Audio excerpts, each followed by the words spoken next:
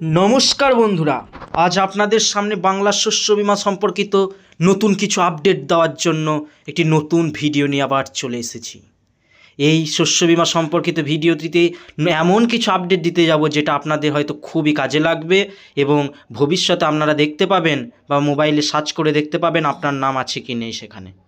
আমরা সবাই জানি দানা নামক এক ঘূর্ণিঝড়ের জন্য এবং অতিবৃষ্টির ফলে যে বন্যা পরিস্থিতি সৃষ্টি হয়েছিল কিছু কিছু জেলায়, দক্ষিণবঙ্গের উপকূলবর্তী কিছু জেলাগুলোতে, সেই জেলাগুলোতে অতিবৃষ্টির ফলে প্রচুর পরিমাণে ফসল নষ্ট হয়েছিল। সেই যে ফসল নষ্ট হয়ে গিয়েছিল সেগুলোর জন্য সরকার থেকে কিছু ক্ষতিপূরণ এই বাংলা শস্য বিমার আওতায় এনে দেওয়ার জন্য ঘোষণা করেছিল। সেখানে আপনাদের নাম আছে কি না তাও আপনারা দেখে নিতে পারেন।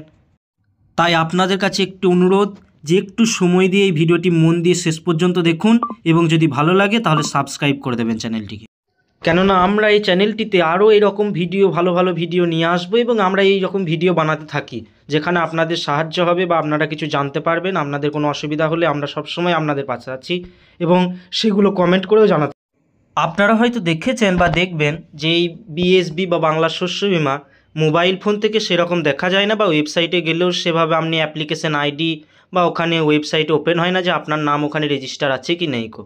তার জন্য আপনাকে আমরা সাজেস্ট করব যে কি আপনি ডেস্কটপ বা ল্যাপটপ বা আমাকেও কমেন্ট করে জানাতে পারেন যদি আপনার কোনো অসুবিধা না থাকে, তাহলে আমি আপনাদেরকে জানিয়ে দিতে পারবো যে আপনার নাম আছে কি নেই কো বা বাংলা শস্য বিমাতে ওখানে রেজিস্টার হয়েছে কি হয়নি কো, বা কত টাকার জন্য রেজিস্টার হয়েছে বা আপনার যদি ক্ষতিপূরণ আসছে তাহলে কত টাকা আপনি পাবেন সেটাও আপনাদেরকে জানিয়ে দিতে পারবো। তাই প্রথমে আপনারা দেখে নিন, এখানে বিএসবি বলে সার্চ করবেন। যদি ডেস্কটপে দেখেন তাহলে বিএসবি সার্চ করার পরেই দেখবেন বাংলা শস্য বিমা আছে, ওখানে চেক ইন্স্যুরেন্স কভারেজ আছে, লগ ইন আছে। ওখানে বাংলা শস্য বিমা বা চেক ইন্স্যুরেন্স কভারেজে যদি ক্লিক করেন দেখবেন ওখানে কিছুক্ষণ পর যদি নেটওয়ার্ক ঠিকঠাক থাকে তাহলে দেখবেন কিছুক্ষণ পর এই যে এই পেজটি ওপেন হয়ে যাচ্ছে। এখানে enter voter card, select select session সব আছে, দিয়ে এখান থেকে চেক করে নিতে পারেন। বা previous year search insurance coverage ওখানে যেটা রয়েছে ওখানে ক্লিক করে দেখে নিতে পারেন। নেটওয়ার্ক যদি ঠিকঠাক থাকে দেখবেন এরকম পেজ ওপেন হবে।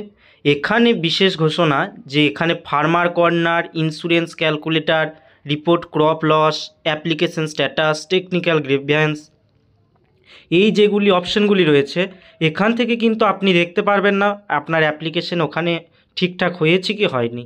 কারণ কি হয় আমাদের অসুবিধা, আমাদের যখন আমরা অ্যাপ্লিকেশন করি তখন আমাদের হয়তো অ্যাপ্লিকেশন আইডি দেয় না বা আমরা নিই না, এরকম কিছু হতে পারে। তাই আমাদের অ্যাপ্লিকেশন আইডিটা ঠিকঠাক থাকে না, তাই এখানে আমরা জানি না এবং এন্ট্রি মারলে ওখানে সার্চ করলেও আপনাদের দেখাবে না, কিছু ফাইন্ড এরর দেখাবে।